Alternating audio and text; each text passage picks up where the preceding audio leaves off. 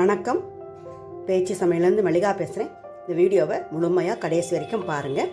இன்றைக்கி ஒரு 2 ரெசிபி தான் பார்க்க போகிறோம்.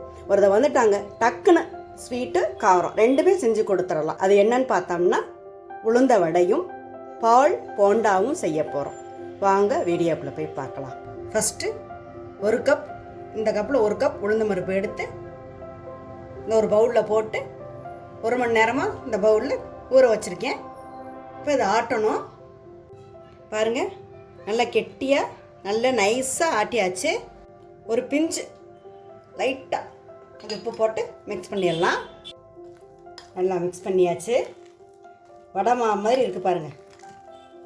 அந்த அளவு கெட்டியாக இருக்கணும். தண்ணியாக இருக்கலாம், எண்ணெயை குடிக்கும். அதனால் கொஞ்சம் கெட்டி ஆட்டிட்டோம்னா எண்ணெய் அவ்வளோவா குடிக்காது. அதுக்காக தான். இப்போ இது இருக்கட்டும். அடுப்பில் ஒரு கடாயை வச்சு எண்ணெய் ஊற்றிருக்கேன். இப்போ ஆட்டின மாவு, உளுந்த மாவை கொஞ்சமாக தண்ணி தொட்டுட்டு சின்ன போண்டா போல் போட்டு எடுக்கணும்.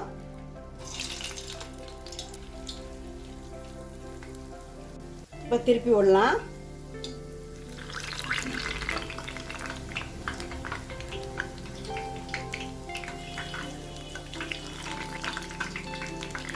திருப்பி விட்டாச்சு. கொஞ்சம் கலர் மாறினோன்னு எடுக்க வேண்டியது, ரொம்ப கலர் மாற வேண்டியதில்லை. பாருங்க, வெந்துருச்சு. இப்போ எடுத்துடலாம்.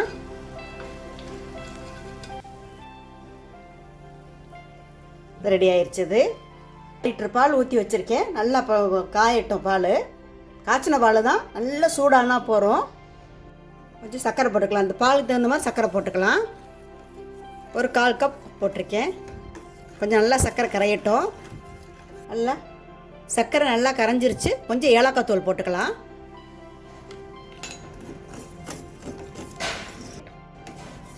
நல்லா சர்க்கரை கரைஞ்சிருச்சு. இப்போ இது இறக்கிடலாம். பாருங்கள், நம்ம போட்ட போண்டா வந்து பாருங்கள் எவ்வளோ சாஃப்டாக இருக்குது பாருங்கள். அப்போதே பாலில் போட போகிறோம். இப்போ பாலில் போட்டுடலாம்.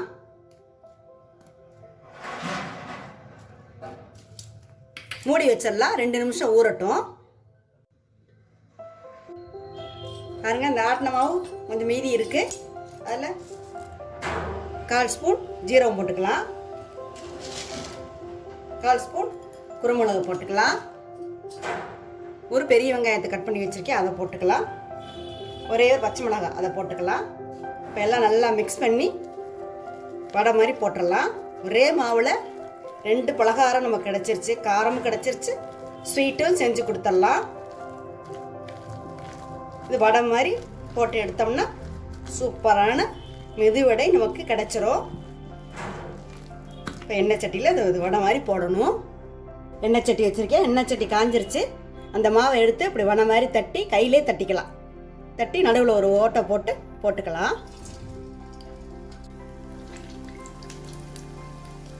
இப்போ திருப்பி விடலாம். லேசாக வந்ததுக்கப்புறம் திருப்பி விட்டோம்னா கரெக்டாக இருக்கும்.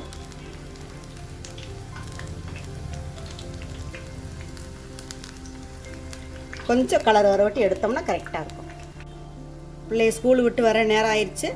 இந்த மாதிரி செஞ்சு கொடுத்தீங்கன்னா பிள்ளைங்க பிரியமாக சக்கரை தொட்டு சாப்பிட்டுக்கலாம், சாஸெல்லாம் தொட்டு சாப்பிட்டுக்கலாம். செஞ்சு கொடுங்க பிள்ளைங்களுக்கு. நான் இப்போ காட்டு நல்ல உளுந்து எப்படி ஆட்டணும், இந்த நைஸாக இருக்கணும். இந்த அளவு கெட்டியாக இருந்தால் தான் கிறிஸ்பியாகவும் இருக்கும், அதே நேரம் நல்லா சாஃப்டாகவும் இருக்கும். இல்லைன்னா வந்து கல் மாதிரி போயிடும். உள்ளே வந்து அவ்வளோ மாவு வேகாது, சாப்பிட்றதுக்கு ஹார்டாக இருக்கும். இந்த மாதிரி பக்குவம் ஆட்டினீங்கன்னா சூப்பராக போண்டாவும் நல்லாயிருக்கும், பால் போண்டாவும் நல்லாயிருக்கும். அதே மாதிரி மெதுவடை, உளுந்த வடை சொல்கிறாங்க, இது எது வேணாலுமே நல்லாயிருக்கும். இந்த பக்குவத்தில் ஆட்டுங்க. பாருங்கள், கடையிலலாம் இப்படி தானே போட்டிருப்பாங்க. பார்க்குறதுக்கே சாப்பிடணும் போல் தோணும்.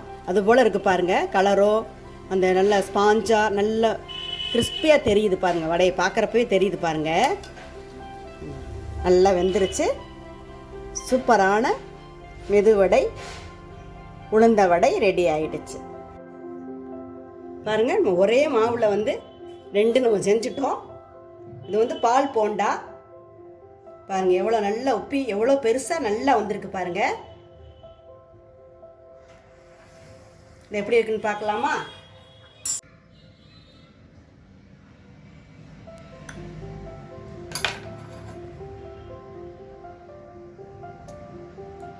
நல்லா ஏலக்காய் வாசம் நல்லா இருக்கு.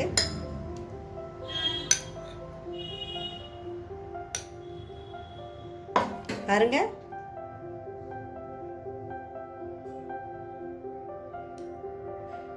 பாருங்க அழகா கட் பண்ண வருது. சாப்பிட்டு பார்க்கலாமா? பாருங்க, ஆயில் வச்சதுமே கரைஞ்சிருச்சு. எவ்வளோ நல்ல உள்ள சாஃப்டாக உள்ள நல்ல ஊறி போய் இருக்கு பாருங்க.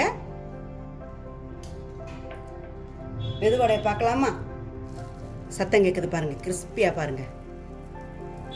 பாருங்க, சுட சுட ஆவி உள்ளெல்லாம் நல்லா மாவு வெந்து மேலே நல்லா கிறிஸ்பியாக உள்ள சாஃப்டாக சூப்பராக இருக்குங்க. நீங்களும் இந்த மாதிரி செஞ்சு பாருங்கள். நல்லா டேஸ்டியான நல்லா கிறிஸ்பியான வடையும் பால் போண்டாவும் செஞ்சுட்டோம். நீங்களும் இந்த மாதிரி செஞ்சு பாருங்கள். எப்படி இருக்குன்னு உங்கள் கருத்துக்களை கமெண்ட் செக்ஷனில் சொல்லுங்கள். இந்த வீடியோ பிடிச்சிருந்தா லைக் பண்ணுங்கள், ஃப்ரெண்ட்ஸுக்கெல்லாம் ஷேர் பண்ணுங்கள், பேச்சு சமையலுக்கு சப்ஸ்கிரைப் பண்ணுங்கள், பக்கத்தில் உள்ள பெல் பட்டனை மறக்காமல் கிளிக் பண்ணுங்கள், ஆல் ஆப்ஷனையும் கிளிக் பண்ணுங்கள். நன்றி. அடுத்த வீடியோவில் பார்ப்போம்.